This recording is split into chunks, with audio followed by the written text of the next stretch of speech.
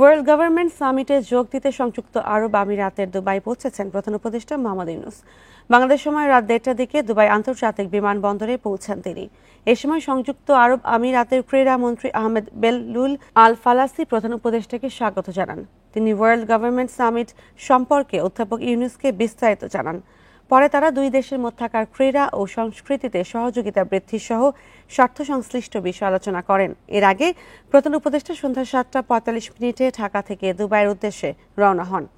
সেখানে চলছে 3 দিনের ওয়ার্ল্ড গভর্নমেন্ট সামিট।